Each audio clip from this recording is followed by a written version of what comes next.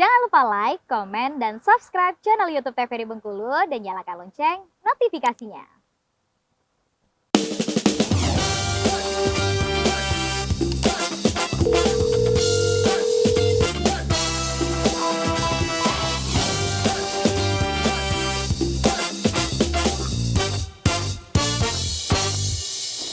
Terima kasih pemirsa, Anda masih setia bersama kami di Dokter Kito, bersama kita sehat. Kita masih membahas mengenai sindroma dispepsia.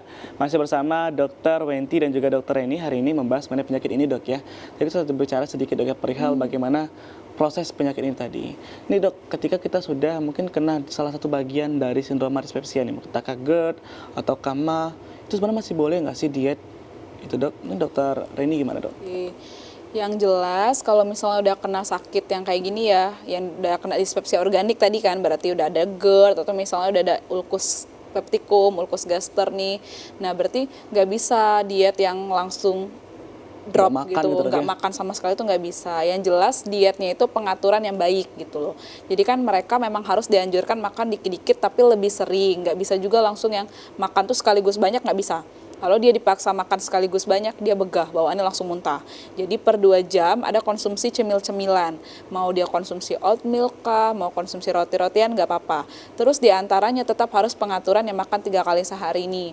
Nah 3 kali seharinya itu bisa diatur. Misal takaran karbonya kayak misalnya cuma secumpuk yang mangkuk, kayak mangkuk mie ayam gitu ya Kak, yang isinya untuk yang kecil itu. Nah itu misalnya cuma semangkuk gitu. Terus dibanyakin proteinnya gitu kan. Terus buah-buahan juga ada. Lemaknya tetap harus dikonsumsi walaupun nggak begitu banyak ya. Karena kan memang tubuh juga tetap membutuhkan lemak untuk metabolisme lainnya. Hormon-hormon kita kan juga butuh bantuan dari lemak-lemak. Kalau dikatakan boleh, tapi memang ada pola-pola makan yang memang harus diatur. Ya benar. Jangan yang langsung nggak makan sama sekali. Jadi, kebanyakan orang kan udah punya GERD, karena mau kurus misalnya kan, dietnya kan dipaksain. Minum air putih terus, aja gitu, itu nggak bakal gantiin, Dok, ya? Nggak bakal gantiin, kebutuhan kita di dalam tuh lebih banyak lagi. Bahaya untuk lambung. Bahaya tuh, Dok, ya. Kita lanjut lagi mungkin bersama Dokter Wenti, Dok, ya.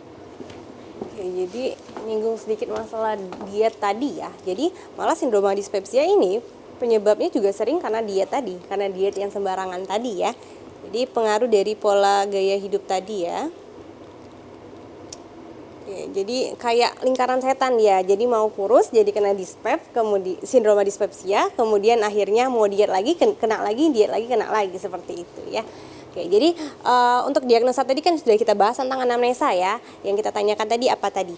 Nyeri pada ulu hati, biasanya rasa panas di dadanya, kemudian atau di tenggorokan rasanya seperti asam, pahit, mual, muntah, kemudian kembung, rasa cepat kenyang. Nah, setelah kita anamnesa, kita lakukan pemeriksaan fisik. Tujuannya apa? Untuk menyingkirkan penyebab lain seperti pembesaran hati atau pembesaran hepar dan sebagainya. Biasanya kalau khas untuk pemeriksaan fisik adalah nyeri di ulu hatinya, di tengahnya, di bagian epigastrium kita tekan, biasanya akan terasa sangat sakit, ya. Oke, nah lalu pemeriksaan laboratorium itu bisa pemeriksaan darah rutin, ALT, AST, gula darah, pemeriksaan non-invasif. Nah itu hanya untuk menyingkirkan diagnosa lain atau menyingkirkan kemungkinan penyakit lain ya. Untuk pemeriksaan imaging itu bisa dilakukan seperti USG ya. Ini fungsinya adalah untuk menyingkirkan penyebab di luar lambung. Karena jelas kalau USG kita nggak bisa lihat nih bagian lambung itu seperti apa nih yang kena, ada kerusakan atau tidak. Hanya bagian luarnya saja. Lagi-lagi untuk menyingkirkan diagnosa lainnya seperti pelemakan hati, kolilitiasis ataupun pembesaran hati, hepatoma ya. Nah, untuk pemeriksaan endoskopi ini adalah gold standar untuk pasien dispepsia ya. Tapi harus ada indikasinya. Indikasi biasanya disarankan untuk dilakukan endoskopi adalah jika terdapat alarm simptom dengan usia pasien di atas 55 tahun ya. Yang pertama anemia. Jadi adanya biasanya kekurangan darahnya tadi ya, karena terjadi perdarahan tadi, bisa karena melena, BAB-nya hitam ya. Kemudian kehilangan loss of weight, kehilangan berat badan. Kemudian anoreksia, gangguan makan ya. R-nya apa? Recent onset of progressive symptom. Jadi gejalanya progresif ya.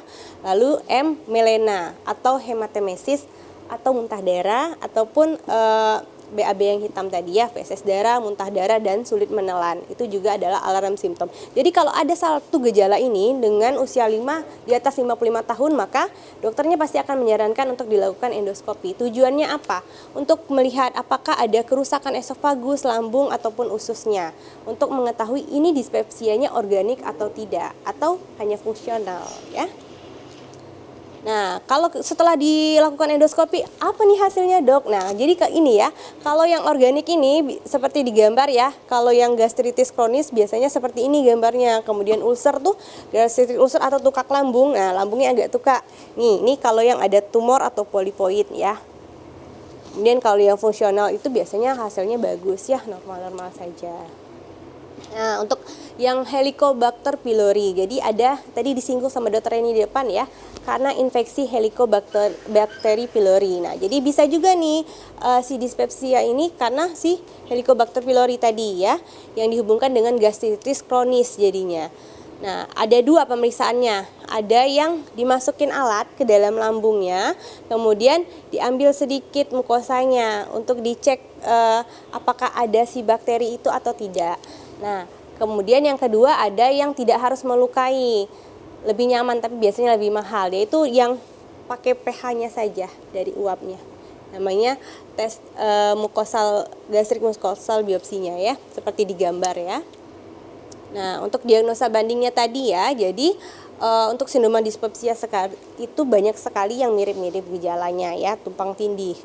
Jadi biasanya dispepsia fungsional 70%, ulkus peptikum 15-25%, yang GERD juga, kemudian esofagitis reflux 5-15%, kanker esofagus kurang dari 2%, kemudian perlemakan hati. Ini yang mirip-mirip ya, penyebabnya bisa kena macam-macam tadi ya, karena multifaktorial ya. Nah, untuk penata laksanaan, jadi tujuan dari terapi dispepsia itu ada 4 ya. Yang pertama, mengontrol gejalanya secara efektif ya. Yang kedua, mengatasi penyebab timbulnya dispepsia. Yang ketiga, mencegah terjadinya komplikasi. Yang keempat, mengidentifikasi dan mengeradikasi kuman kalau yang terkena infeksi Helicobacter pylori tadi. Itu kalau dispepsia itu kan, Dok, ada sakit kita di olah hati bahkan sampai ke dada gitu, Dok ya. Itu apakah nanti ketika dibiarkan itu bisa menyebar untuk sakit rasa nyeri tadi itu menyebar ke seluruh tubuh atau gimana, Dok? Oke, jadi kalau dibiarkan saja bisa terjadi, yang pertama pasti terganggu kualitas hidup ya, terganggu fungsi kita, nggak bisa ngapa-ngapain. Kemudian nyerinya itu biasanya tidak akan menyebar kemana-mana, tapi tentu tidak bisa ngapa-ngapain. Dan yang kalau misalnya dibiarkan terus bisa terjadi kerusakan, jadi dispepsia organik nantinya, bisa timbul ulcer atau tukak lambung nantinya, bisa erosi di bagian lambungnya. Itu kalau untuk rasa nyeri tetap di bagian-bagian yang sudah dijelaskan tadi, Dok ya? Benar sekali. Nah, ini algoritma tata laksana dispepsia berbagai tingkat layanan kesehatan ya. Jadi yang tadi dispepsia belum diinvestigasi selama 3 bulan atau lebih, maka kita harus lakukan tadi pemeriksaan fisik, anamnesa, dan singkirkan penyebab dispepsia organik. Misalnya, adakah riwayat penggunaan obat-obatan anti nyeri tadi ya. Nah, ternyata kita lihat ada tanda bahaya, ada alarm simptom tadi. Kalau ada alarm simptom, maka dianjurkan untuk dilakukan endoskopi atau pemeriksaan lanjutan. Kalau tidak, maka terapi empiris kita sesuaikan dengan gejalanya. Oh, kira-kira obat ini yang cocok. Kira-kira sepertinya ini arahnya ke dispepsia yang ini, obatnya ini. Maka kita terapi empiris, kita lihat responnya. Ada respon nggak? Ternyata dia tidak ada respon, maka kita harus pertimbangkan untuk dilakukan pemeriksaan lanjutan atau pertimbangkan untuk dirujuk. Kalau ada respon, maka kita harus lanjutkan terapi. Untuk obat-obatan tidak akan saya sebutkan, karena kan banyak nih golongan-golongannya, menyesuaikan dengan si gejalanya. Ya. Kemudian untuk dispepsia fungsional ya, yang pertama di bawahnya itu adalah modifikasi diet. Jadi untuk dispepsia fungsional itu akan lebih ditekankan untuk perubahan gaya hidup atau pola makannya ya. Kemudian gejala predominannya kita harus lihat tadi ya, yang mana gejalanya, yang nyeri epigastrium atau yang rasa cepat penuh, kenyang ya, atau yang perut yang sering sendawa. Nah, setelah itu baru kita terapi nih sesuai terapi empirisnya. Pilihan obatnya yang tepat ya, bisa dengan PPI atau prokinetik dengan atau tanpa PPI. Kemudian kita harus tunggu responnya karena itu ya. Dia bekerjanya bertahap, tidak langsung dimakan langsung sembuh enggak ya. Jadi karena kan ada gas-gas yang harus diturunkan di dalam lambung kita Itu ya. tentunya yang berbeda dok ya untuk cara melihat dari kondisi penyakit ya dok ya. Benar Dan sekali. juga ada waktu-waktu tertentu memang harus proses perjalanan Benar. pemeriksaannya. Kita akan bahas lagi dok ya mengenai penyakit ini. Untuk pemirsa di rumah kita akan bahas lebih lengkap lagi mengenai penyakit sindroma dispepsia ini setelah jeda pariwara berikut ini. Tetaplah bersama kami di Dokter Kito.